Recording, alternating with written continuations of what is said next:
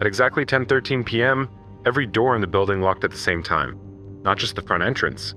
Every apartment door, every stairwell door, every maintenance room, every elevator. One sound moved through the building like a wave. Click, click, click, click, then silence. For a few seconds, nobody understood what had happened. People kept watching television, making dinner, folding laundry, brushing their teeth. Then the announcement came through the hallway speakers. A calm woman's voice, clear, controlled, almost gentle. Attention residents of Eastmere Tower. Pause. Remain inside your apartments. Another pause. Do not open your door for the knocking. In apartment 712, Ryan Bell sat up from his couch. The television muted itself.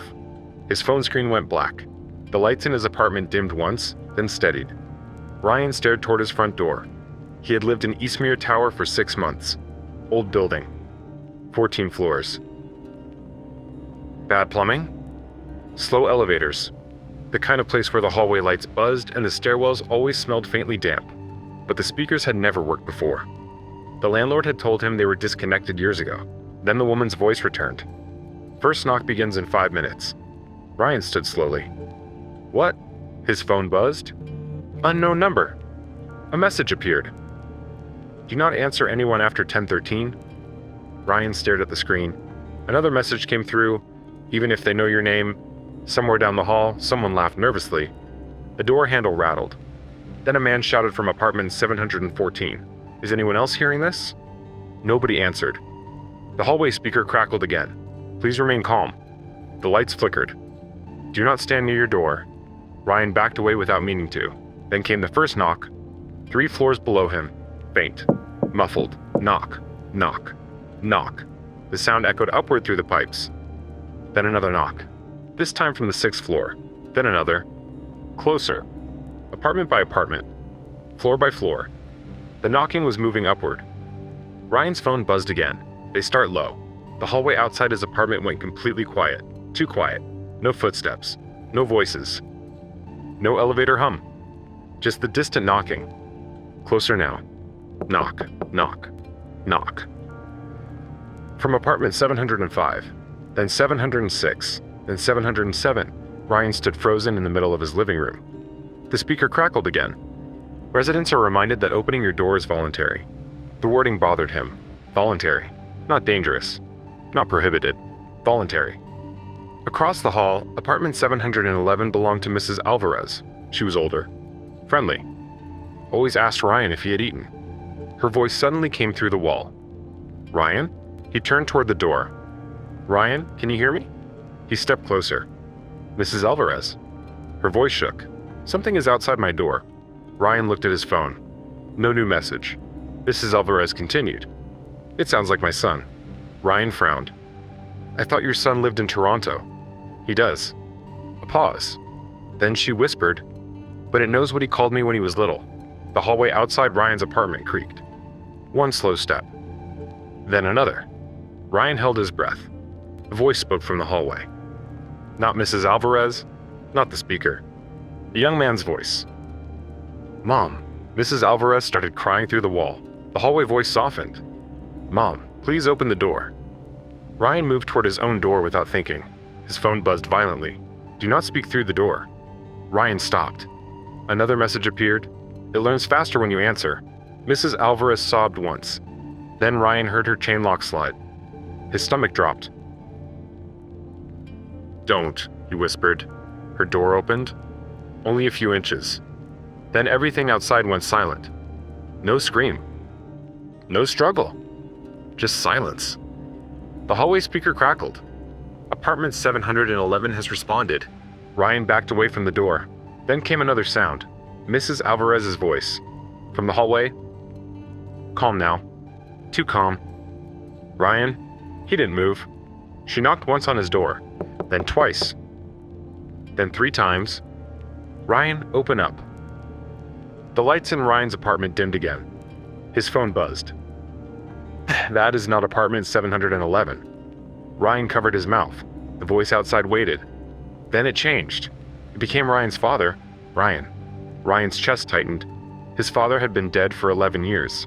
The voice outside sounded exactly like him. Tired, worn, a little rough around the edges. "You never called me back that night." Ryan shut his eyes. The hallway speaker returned. "Second knock begins in 3 minutes." Ryan looked toward the windows. Across the courtyard, every apartment in the opposite tower was dark, except one, apartment 914.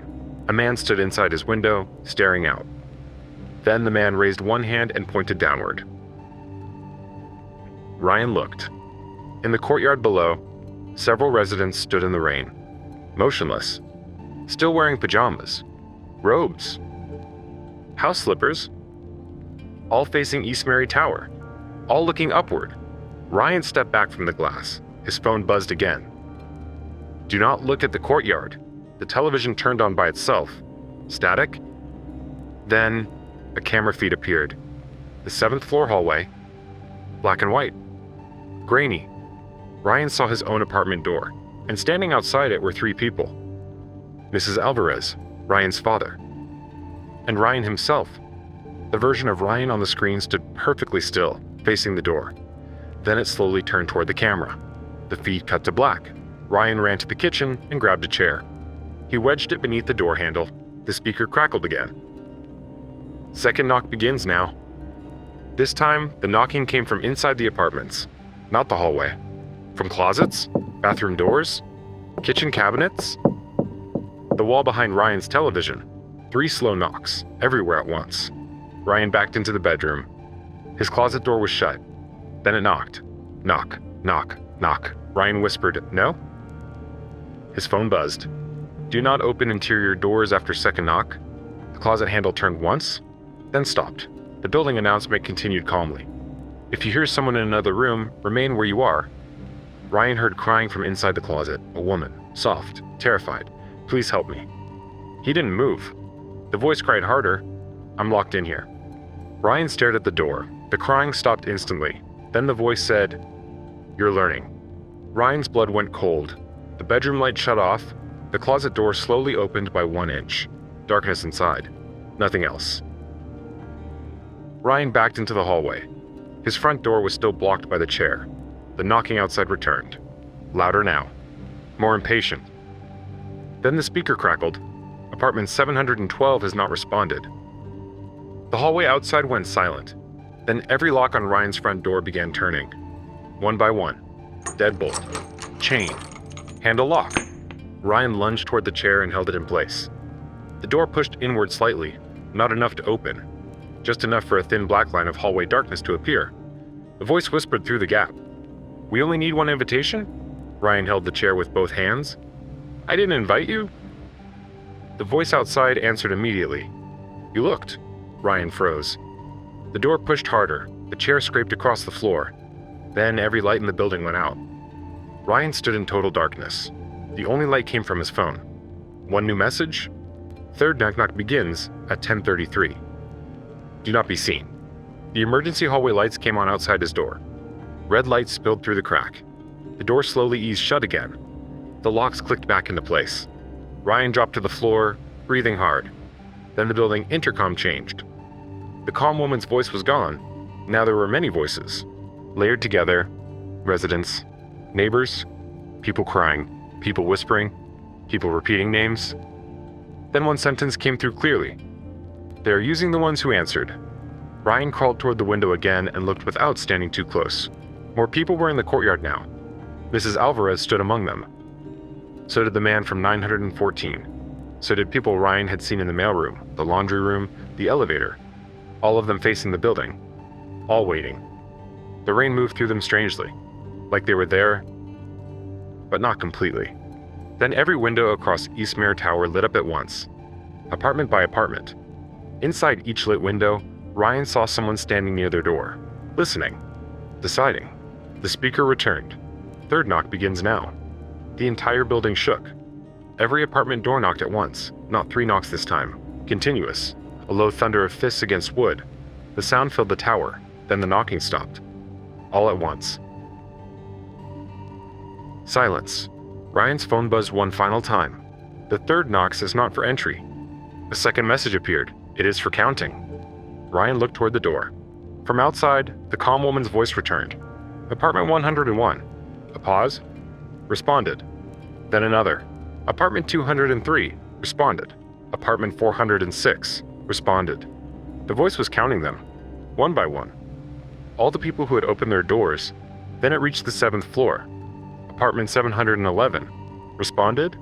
Ryan held his breath. A long pause. Then, apartment 712. Silence. The hallway lights flickered. Ryan's phone buzzed. Do not move. The speaker repeated. Apartment 712. The door handle turned slowly, then stopped. The voice outside changed into Ryan's own voice. Responded. Ryan stared at the door. He had not answered. He had not opened it. He had not moved. But on the television, the black and white hallway feed returned. The camera showed Ryan standing outside his own apartment door, his duplicate turned toward the lens. Then smiled. The speaker calmly announced, Apartment 712 has responded. The chair beneath the door handle fell away by itself. The door opened. Ryan ran. Not toward the hallway, toward the bathroom window. The bathroom was small, with a narrow window leading to the fire escape.